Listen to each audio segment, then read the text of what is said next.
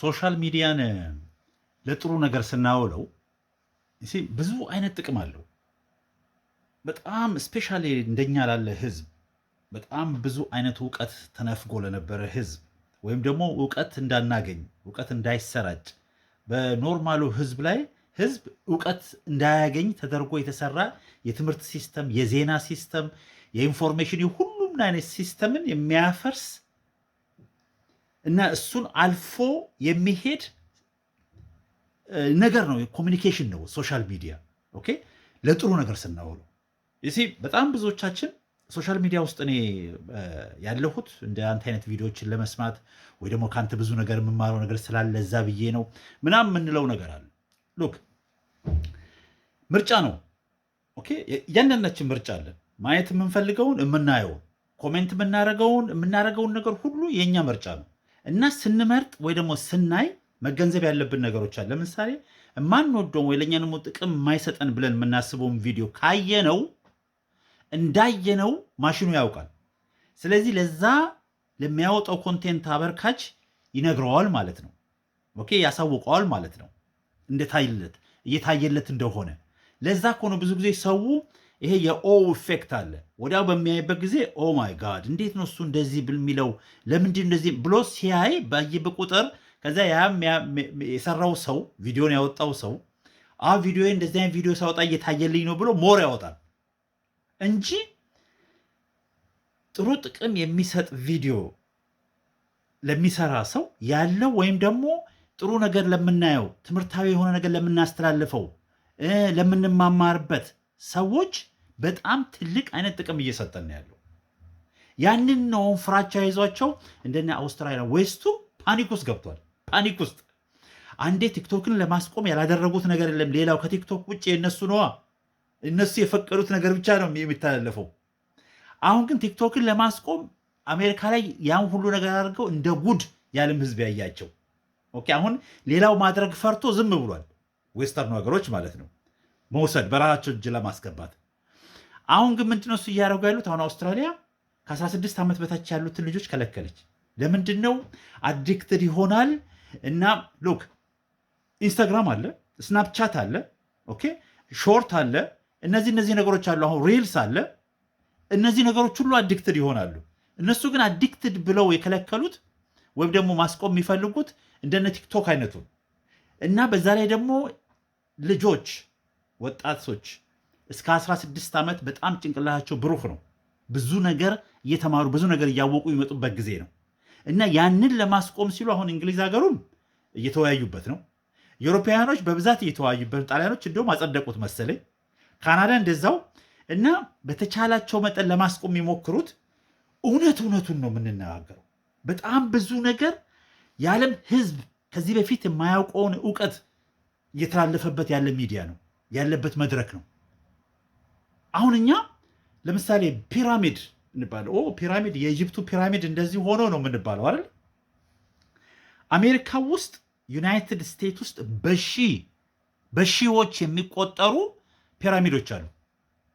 ማንም እንዳያቸው ይደረጉ፣ ማንም ኢንተረስት እንዳይኖረው በየትምህርት ቤቱ አሜሪካ ውስጥ ተወልዶ ያደጉት አያውቁትም አገራቸው ውስጥ ፒራሚድ እንዳለ እንዳይታይ ተደርጓላ። የተሸፈነ እውቀት ነው። አሁን ያ ሁሉ እየወጣ ነው። ኦኬ፣ ያ ሁሉ ለዓለም ህዝብ እየተናገርን ያለ ነው። የዓለም ህዝብ እየተወያየበት ነው ያለው። ያንን እንዴት አድርገው ማቆም እንደሚችሉ ነው ግራ እየተጋቡ ያሉት። ምክንያቱም ለጥሩ ነገር የምንጠቀምበት ከሆነ በጣም ብዙ ነገር ያለንበትን የህይወት ታሪክ ወይ ደግሞ የህይወት እንትናችንን ሁሉ የምናገርበት መድረክ ነው። ኦኬ፣ አሁን ለምሳሌ እንበልና የውሸታቸው ነገር ብዙ ነገር ሲያስተምሩ ድሮ አሁን ህገ መንግስቶች አሉ አይደል? ህገ መንግስቶች ይጸድቋል። አሁን የጀርመን ህገ መንግስት ኦኬ፣ የጀርመን ሀገር መንግስት ያወጣው ነው አይደል? ሁለተኛው ዓለም ጦርነት ሲያልቅ አሜሪካ፣ እንግሊዝና ፈረንሳይ ናቸው የጻፉላቸው። ግሩንድ ገዜት ሲሉታል፣ ቤዚክ ሎ። እስካሁን ድረስ እሱን ነው የሚጠቀሙት። የጀርመን ህዝብ በጠቅላላ ግን የሚመስለው እነሱ ያወጡት ወይ ደግሞ የእነሱ ተመራጮች ፓርላመንቱ ያወጣላቸው ህገ መንግስት ነው የሚመስላቸው። ይህ መላችሁ ለምን መሰላችሁ? እንዴት አድርገው በእንትኑ እንደሚቀይሩብን ያለውን የእውቀት እንትናችንን እንዳዛቡብን እና እኛ ደግሞ እውነት ነው ብለን የምናስበውን ነገር ሁሉ አሁን እየመጣን የምንናገርበት መድረክ እንደሆነ አወቁት። ይሄ አንዳንድ ነገር እዚህ እየመጣሁ እንዲህ ስላችሁ ለምሳሌ የኛ አሁን ኢትዮጵያ እንደዚህ አፍሪካ እንደዚህ ነው እና አፍሪካ እንዲያርገው በቅኝ አገዛዝ ኒዮኮሎኒያሊዝም እየተጠቀሙብን እንዲህ ስል መስራት ማቆም አለብን። ቤስት ሴናሪዮ አብረን ብንሆን፣ አብረን መስራት ብንጀምር፣ እርስ በራሳችን መተባበር ብንጀምር ያ ነው ካለንበት ነገር ውስጥ ሊያወጣን የሚችለው። ኦኬ። ግን አሁን ደግሞ አንድ ድሃ ከዚህ በፊት ያልኳችሁ ነገር አለ። ድሃ የፈለገ እውቀት ቢኖረው የፈለገ ችሎታ ቢኖረው የሚሰማው የለም፣ የሚያዳምጠው የለም። ማን ያዳምጣል? ሀብታም ግን ገና ለገና እኔ በፊት በጣም እታዘብ ነበረ። በፊት አሁን አይደለም፣ አሁን ቀርቷል። በፊት ዲያስፖራ ወደ አገር ቤት ሲመጣ ወይ ወደ አፍሪካ ሲሄድ ገና ለገና የሆነ ነገር በቃ መናገር ሲጀምር በጠቅላላው ያዳምጠዋል። ለምንድን ነው? ብር ይዞ ስለሚመጣ፣ ብር አለው ስለሚባል ሁሉም ሰው አቴንሽን ይሰጠዋል። እንደ አዋቂ ይቆጠራል። ኧረ እንደዚህ እኮ አለ እኮ ይባላል የነበረው። አሁን አንደርስታንድ አድርጎታል ሁሉም የአፍሪካ ህዝብ ዲያስፖራ ማለት ምን እንደሆነ። ይሄንን ለማለት የፈለግኩት አሁንም ቢሆን ሀብታም ብር ያለው ወይ ደግሞ በሁለት እግሩ የቆመ ነው የሆነ ነገር ሲባል ራሱ የሚደመጠው። የሆነ ነገር ሲባል ሰው አቴንሽን ሰጥቶ ቆም ብሎ የሚያዳምጠው። እዛ ቦታ እስክንደርስ ድረስ እንደኛ ያለ ህዝብ ማለት ነው።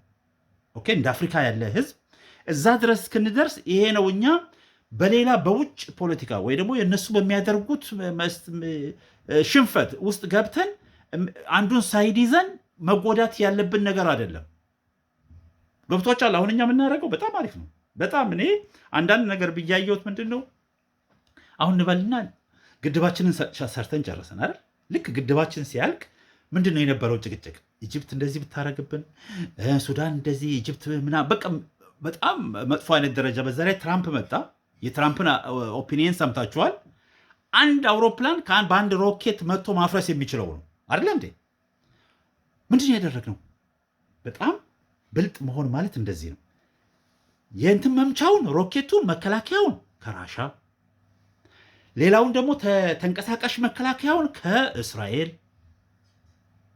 ከዛ ደግሞ ራዳር አለ እነሱ ደግሞ እንትን የሚል ከዩክሬን።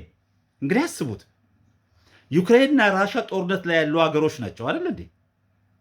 እኛ ምንም ነገር ራሳችንን ችለን የራሳችንን ግድብ መከላከል ካልቻለን በፖለቲካ መካከል ገብተን በነሱ ችግር በጣም በብዛት ማያገባን ችግር ነው። ምክንያቱም የእኛ ችግር ማንም መጥቶ እንትን የሚለን ራሳችንን ሶልቭ ካላደረግን። ያ ማለት ግን መጀመሪያ ማሰብ ያለብን እኛ አፍሪካውያን አንድ መሆን መጀመር አለብን። ያንን ማድረግ ካልጀመርን መቼም ራሳችንን መቻል አንችልም። መቼም እንዲቹ ጥገኛ እንደሆን ነው የምንኖራት። ግን አሁን መናገር የፈለግኩት ከድህነት እስክንወጣ ራሳችንን እስክንችል ልክ እንደዚህ ሁለቱም ይዋጉ፣ ሁለቱም መርዳት የሚችሉ ከሆነ ከሁለቱም ጋር መስራት፣ መደገፍ የሚችሉ ከሆነ መቀበል። የእነሱን ኦፒኒየን ወይ እነሱ የፖለቲካ ቪው እንደግፋለን አይደለም። የእነሱን አመለካከት የሚያደርጉትን ነገር የእርስ በራቸው ወይም ደግሞ ሌላው ሀገር ላይ የሚያደርጉትን እንደግፋለን አይደለም። ድሃ በሁለት እግሩ ቆሞ መሄድ ካልጀመረ ማንም አይሰማውም፣ ማንም ጊዜ አይሰጠውም። እዛ ለመድረስ ግን ብልጥነት ያስፈልጋል፣ ከሁሉም ጋር አብረን መስራት። ከዚያ ዋናው ከድህነት የሚያወጣን ግን አብሮ መስራቱ ብቻ ሳይሆን እርስ በራችን መተባበር መጀመር ብቻ ነው። እና ይሄ ሶሻል ሚዲያ ላይ ያለው መድረክ ለጥሩ ነገር መጠቀም መጀመራችን አንዳንድ ነገር ራሱ አሁን እንደው በሰሞኑ ራሱ ያሉትን የተፈጠሩትን ነገሮች እንደው ቀረብ ብለን ብናይ አሁን ኬንያ ውስጥ በዚህ ሰሞን አይታችኋል አይደል?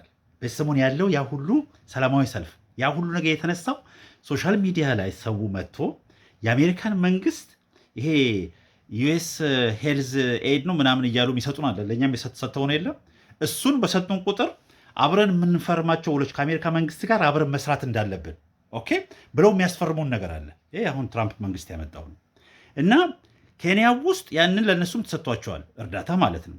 ስለፈረሙ እናንተ ጋር ኳራንቲን ማድረጊያ የኢቦላ አንድ አሜሪካዊ ለምሳሌ ኢቦላ ከያዘው አፍሪካ ውስጥ ወደ አሜሪካ ሳይሆን የሚሄደው ኳራንቲን ማድረጊያ ቦታ እናንተ ጋር ሰርተን እዛ እንዲሆን ብለው እየሰሩ ነበር።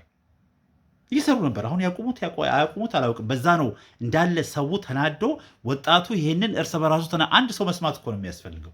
ይሄ እዚህን የምናገረውን ነገር አንድ ሰው ከሰማ በጠቅላላ ይባዛል። ሶሻል ሚዲያ ለጥሩ ነገር እንዲውል ይደረጋል። ሰው አዌር ይሆናል ማለት ነው። ልክ እንደዛ አሁን በዚህ ሰሞን አይታችኋል። አልባንያ የሚባል ሀገር እንዳለ የተቀጣጠለው የትራምፕ ቤተሰብ የሆነ አይላንድ አለ ለኢኮሎጂካል ለኢንቫይሮንመንት ተብሎ ሰውና ቤት የተከለከለበት አይላንድ ከአልባንያ መንግስት ኮራፕት አድርገው እኮ ነው ገዝተው ሄደው እዛ ላይ ሊያለሙት ማለት መስራት የሚፈልጉት ነገር አትላንቲክ እንትን ሜዲትራኒያን አካባቢ ነው መሰለኝ። እሱን የራሳቸው ሀብት አድርገው እዛ የሚፈልጉትን ነገር ሊሰሩበት ማድረጋቸው በሶሻል ሚዲያ ስለታወቀባቸው ነው በጠቅላላ አገሩ የተቀጣጠለው። ሂዱና ተመልከቱት። ይሄ ሁሉ ነገር ማወቅ የቻለው ሶሻል ሚዲያ ስላለ ነው። ለጥሩ ነገር ስንጠቀመው ነው። ለጥሩ ነገር ማዋል ከትንካልን ከጀመርን በጣም ብዙ መማማርና ማወቅ የምንችላቸው ነገሮች መማር የምንችላቸው ነገሮች ስለሚኖሩ እንግዲህ የኔ ፍላጎት ይሄ ነው፣ የኔ ምኞቴም ይሄ ነው። እስቲ ሶሻል ሚዲያን ለጥሩ ነገር እርስ በራችን ለመረዳዳት የማናውቀውን ነገር እንድናውቅ እያንዳንዳችን እውቀት አለን። ሁሉም በየመስኩ እውቀት አለውና ያንን የምንለዋወጥበት መድረክ ማድረግ ብንሞክር በጣም ጥሩ ይመስለኛል። አይደል እንዴ?